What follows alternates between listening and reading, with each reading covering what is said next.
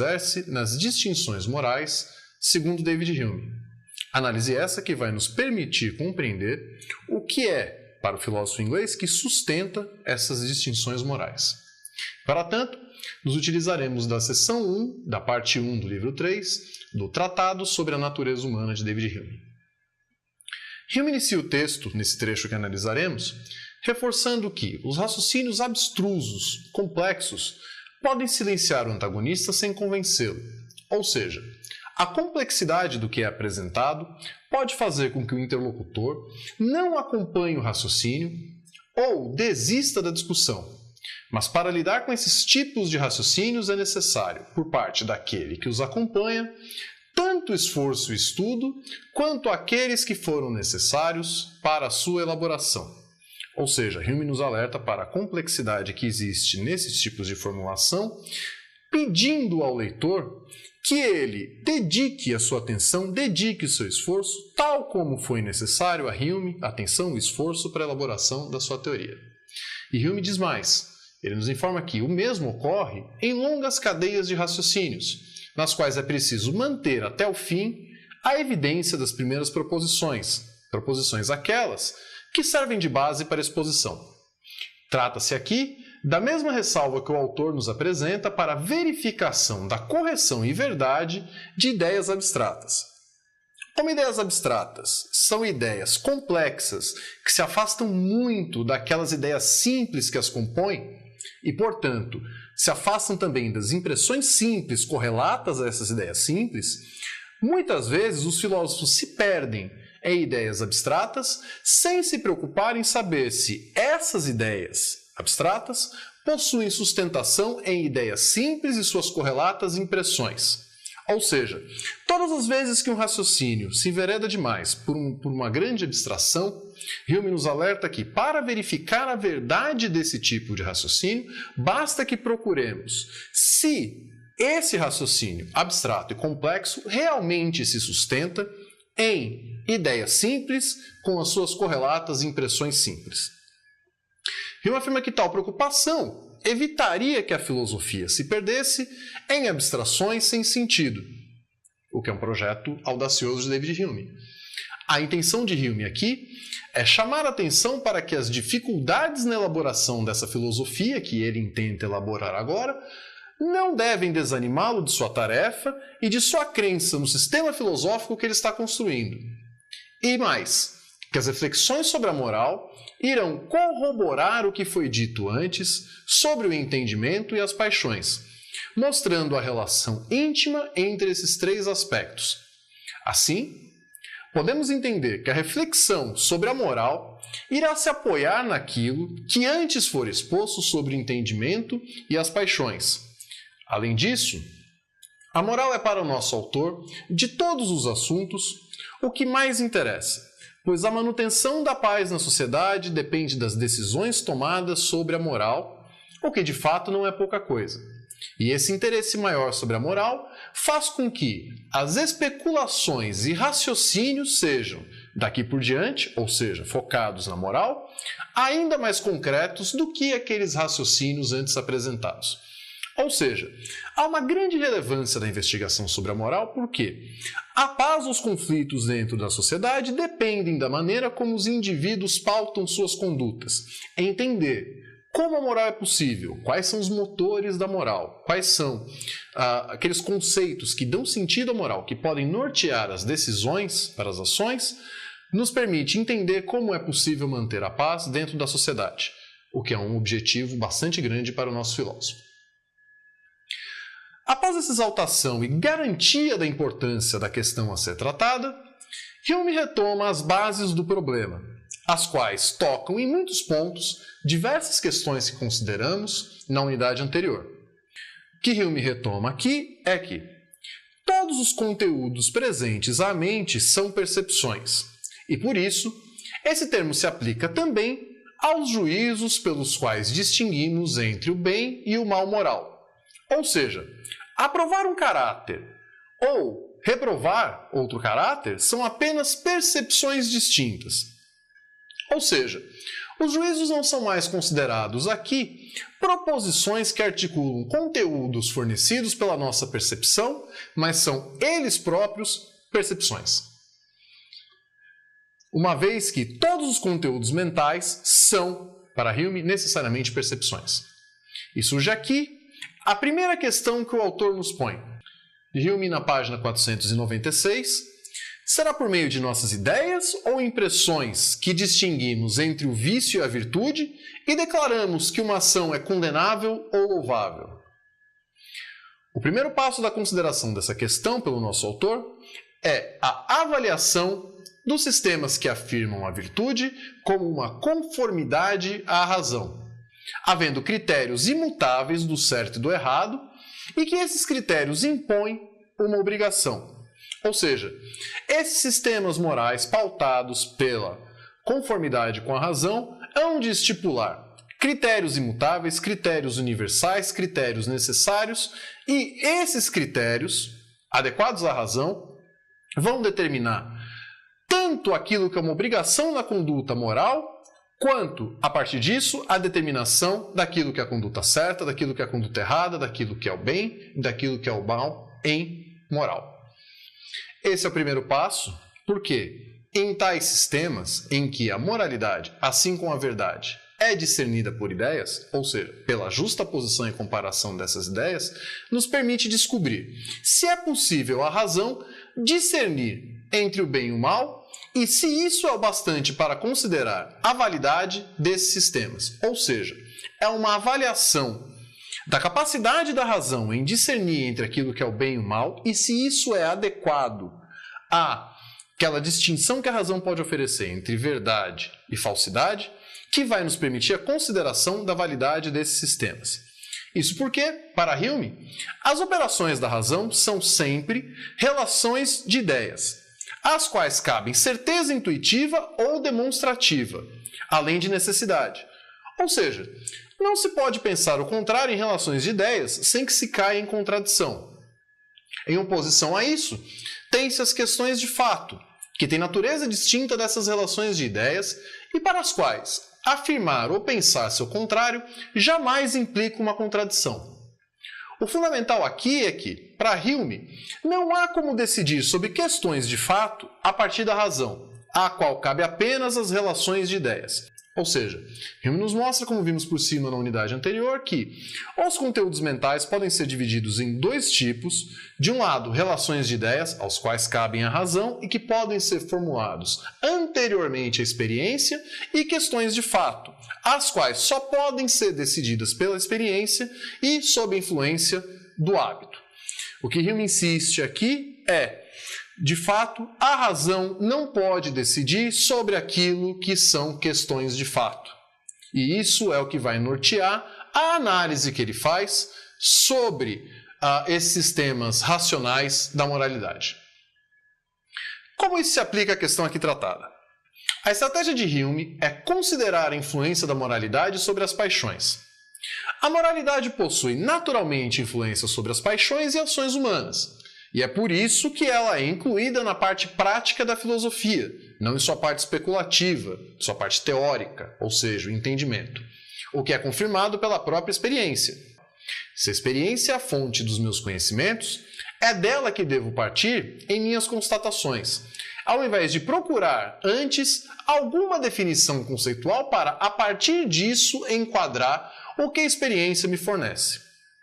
E dada essa influência da moralidade sobre as paixões e ações, segue-se que a moral não pode ser derivada da razão. Por quê? Porque a própria razão não possui esse poder de influenciar as paixões e ações. Portanto, as regras da moral não se fundam em nossa razão. A razão e seus princípios abstratos não podem fornecer a força motivacional que é essencial às ações humanas. De forma que se pode reconhecer aqui que Hume atribui à razão uma certa passividade. E, assim como em sua defesa do papel da necessidade junto à vontade, Hume insiste novamente que a única maneira de se refutar essa conclusão seria negar o princípio que sustenta essas conclusões. Ou seja, só se pode refutar essa conclusão à qual Hume chega considerando que a moral não possui influência sobre as paixões e ações. Por outro lado, e recuperando essa passividade da razão, Hume nos mostra que um princípio ativo não pode se fundar em um princípio inativo. E sendo a moral ativa e a razão em si mesma inativa, ou seja, passiva, segue-se novamente que a razão não pode ser o fundamento das distinções morais. A razão é descoberta da verdade ou falsidade, o que consiste no acordo e desacordo entre relações de ideias, ou quanto à existência de fatos reais. Mas uma vez que paixões, volições e ações escapam a esse tipo de acordo, elas não podem ser verdadeiras ou falsas, e por isso escapam ao registro da razão. O que Hume quer dizer aqui é que a razão pode apenas dar conta dos conteúdos representacionais, logo, ideias. Mas, como os nossos sentimentos, paixões, volições e ações não são ideias, mas impressões, não são representacionais, ou seja, não têm qualidade referencial e, por isso, nunca podem ser consideradas verdadeiras ou falsas, razoáveis ou não razoáveis. O que Hume nos mostra aqui é a razão tem um limite no seu uso, tem um limite em sua aplicação, que é se referir àquilo que são cópias de impressões. De fato, eu não tenho como regular racionalmente nada do que é do âmbito das minhas impressões, eu não tenho como demonstrar pela razão o que é a impressão de dor que eu tenho. Ou seja, que a minha impressão de dor não possa ser manipulada, não possa ser operada pela minha razão, a ideia que eu faço de dor pode sim ser operada pela minha razão. Essa sim tem um conteúdo representacional. Para Hume, esse argumento possui uma dupla vantagem. Por um lado, uma prova direta, a primeira vantagem deste argumento. Que é essa prova direta? Esse argumento prova diretamente que as ações não extraem seu mérito de uma conformidade com a razão. Por outro lado, a segunda vantagem, uma prova indireta, é uma prova de que a razão não pode produzir indiretamente uma ação, de onde a distinção entre o bem e o mal morais não terem a razão como fonte. Chama atenção nesse ponto para que essa causação da ação que Hume trata, que ele veta a razão, a possibilidade de causar isso indiretamente, significa que não é a razão que é fonte dessa distinção entre bem e mal. Não significa propriamente que a razão não terá papel algum nas decisões morais, nas operações da moral, o que veremos mais adiante. A distinção entre bem e mal morais não podem ter a razão como fonte porque ações podem ser louváveis ou condenáveis, mas jamais podem ser consideradas racionais ou irracionais. No entanto, é preciso compreender melhor que relação há entre razão e moral para compreender esse ponto. Se, por um lado, uma vontade ou uma ação não pode contradizer imediatamente a razão, tal contradição pode ser encontrada em suas causas e efeitos. O que isso significa? Significa que uma ação pode causar um juízo ou, indiretamente, de forma oblíqua, ser causada por um juízo, se este coincide com uma paixão. Como isso pode se dar? Hume nos mostra que há duas formas pelas quais a razão pode influenciar as ações. Ou despertando uma paixão, ao nos informar da existência de algo que é objeto dessa paixão, ou descobrindo conexões de causa e efeito, de modo a nos dar meios de exercer uma paixão qualquer. O importante aqui é que em nenhum desses casos a razão age diretamente sobre as paixões, mas sempre indiretamente, ou seja, é algo encontrado pela razão que pode surtir efeitos sobre as paixões e ações. Esses dois tipos de juízos podem ser falsos ou verdadeiros, e é possível se chegar a pensar que esses juízos afetam diretamente as ações e paixões conectadas a eles. Mas os erros induzidos por esses juízos não são a fonte da imoralidade. Tais erros são considerados até erros inocentes. Alguém que desconhece os poderes de determinado objeto produzir dor ou prazer, segundo Hume, é antes digno de pena do que digno de culpa. Ou seja, não há um melhor conhecimento desses juízos que vá mudar a forma de se valorar uma ação, que vá atribuir uma ação o caráter de ser boa ou de ser má.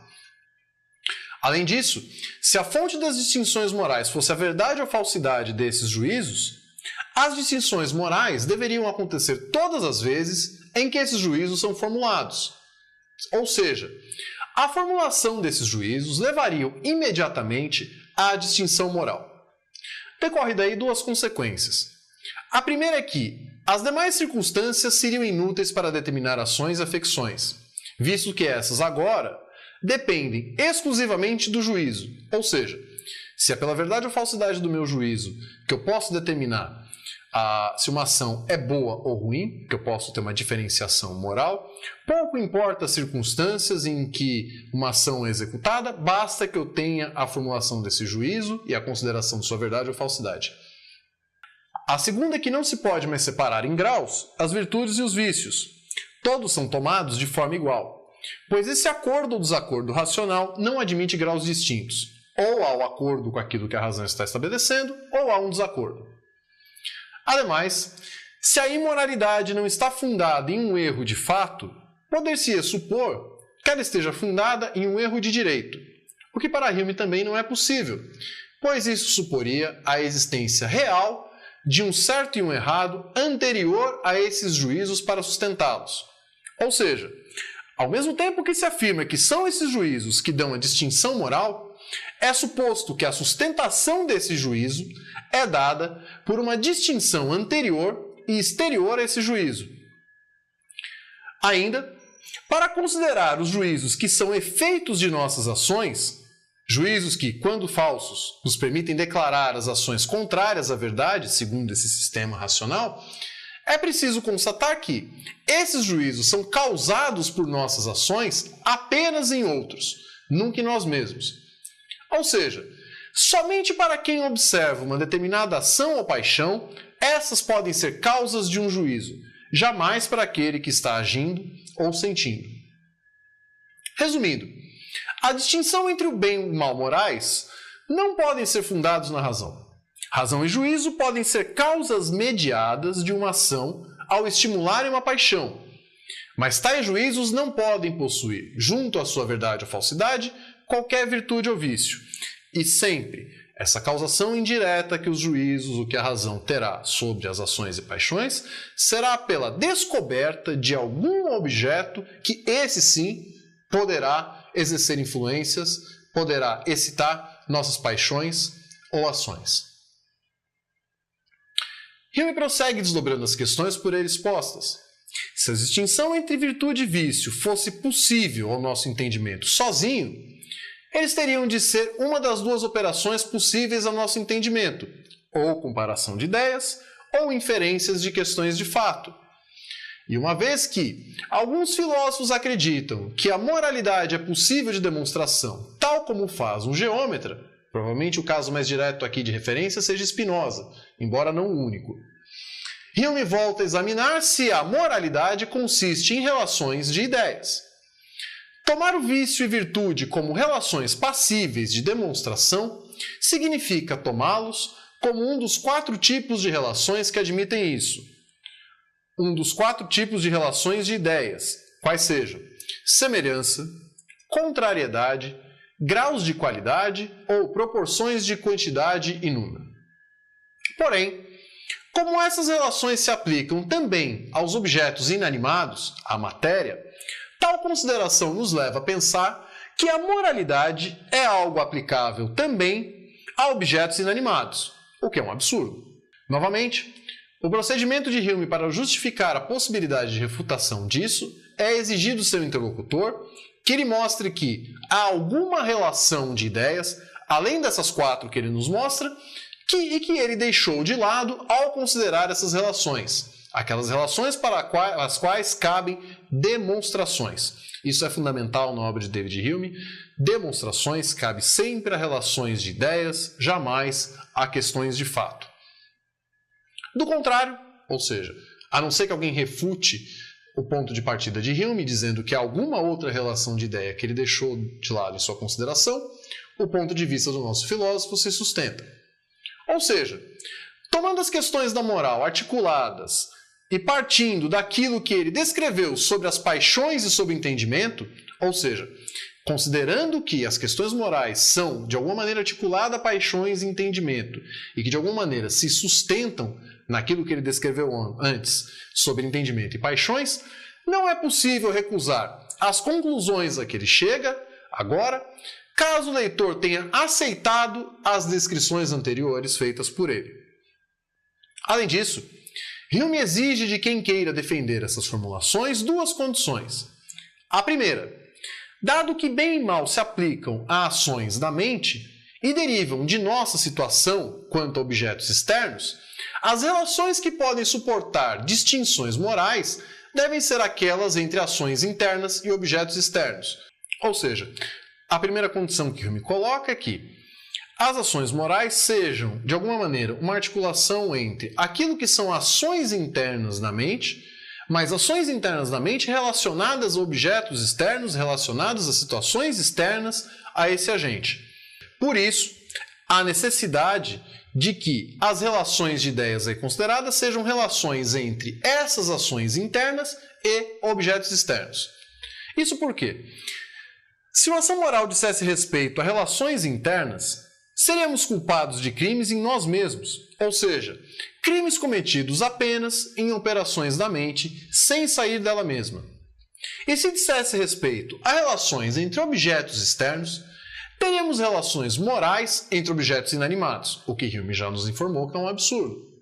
A segunda condição posta por Hume é que aqueles que defendem a diferença racional entre o bem e o mal supõem que essas relações, sendo eternas e imutáveis, são as mesmas para todas as criaturas, inclusive para Deus, e possuem para todas as criaturas os mesmos efeitos. Sobre essa condição, Hume chama atenção para o fato de que conhecer a virtude é uma coisa, outra coisa é garantir que ela tenha conformidade com a vontade, ou seja, seria preciso demonstrar que há conexão entre a relação demonstrável e a vontade, e que essa conexão é necessária, o que para Hume é impossível, posto que nenhuma relação de ideias pode, sozinha, produzir uma ação. Aqui, Hume vai servir de exemplos para ilustrar isso que ele acabou de afirmar. No entanto, os exemplos fazem mais do que essa ilustração. Eles lançam a questão para um novo terreno, abrindo portas para a conclusão desse raciocínio de Hume. Esses exemplos nos mostram casos em que o caráter de bem e mal são mais universalmente reconhecidos. O primeiro desses casos é a consideração da ingratidão. Todos reconhecem que ela é terrível, principalmente quando cometida contra os pais. Mas, para além desse reconhecimento, o que interessa ao filósofo é saber se a culpa dessa ação é descoberta por uma demonstração ou, e isso é fundamental, por um sentimento interno. Se a razão é comparação de ideias e descoberta de suas relações, e se relações iguais possuem características distintas, então há mais envolvido nessas relações que simplesmente a razão.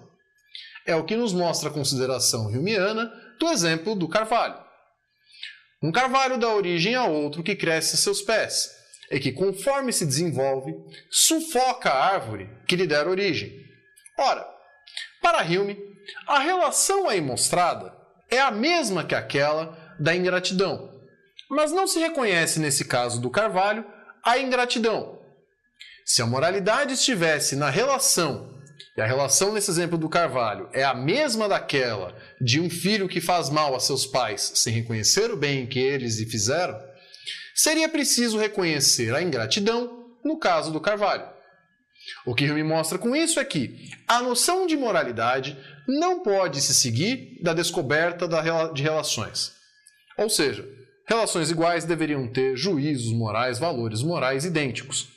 Hume nos mostra que uma mesma relação, em casos distintos, vai ter valorações diferentes.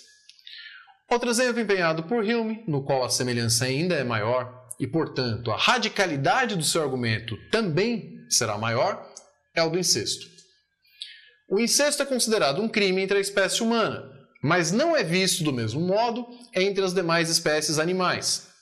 Alguns poderiam alegar que há uma inocência nos animais porque estes não conhecem o crime presente em sua ação. Ou seja, por ser dotado de razão, o o homem percebe a iniquidade dessa ação. Hume se põe contra essa afirmação, pois para ele não adianta afirmar que é o fato de o homem possuir razão que o faz perceber a torpeza dessa ação, pois essa torpeza tem de existir antes da razão para que seja de alguma forma verificada por ela. Logo, essa torpeza não é racionalmente definida. Ademais, se a racionalidade consistisse nessas relações, os animais seriam tão passíveis de moralidade quanto os homens.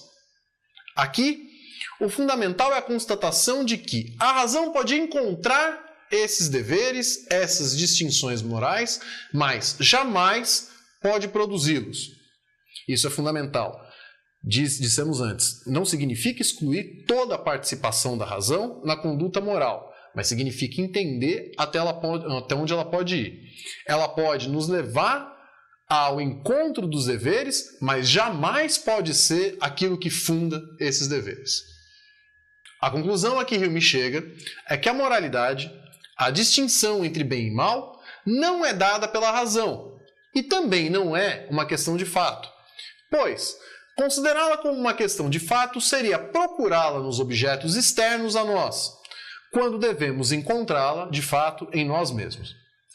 É, portanto, um sentimento de desaprovação ou aprovação presente em nós, um sentimento que, assim como cores, sons, frio e calor, estão presentes à mente, ou seja, são percepções, e mais precisamente, são impressões.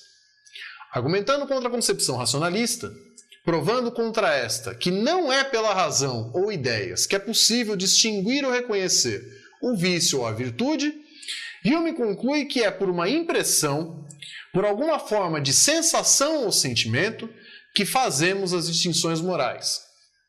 Com isso, Hume mostra que são duas as impressões que permitem as distinções morais. De um lado, o sentimento moral de aprovação, o sentimento agradável, um distintivo prazer moral. E de outro lado, o sentimento moral de desaprovação, o sentimento desagradável, uma distintiva dor moral. Com isso, ao encontrar o fundamento da distinção moral em Hume em um sentimento moral, encerramos nossas considerações, ainda que breves, sobre a filosofia de David Hume, e a partir da próxima unidade começaremos a considerar alguns aspectos da filosofia moral de Immanuel Kant.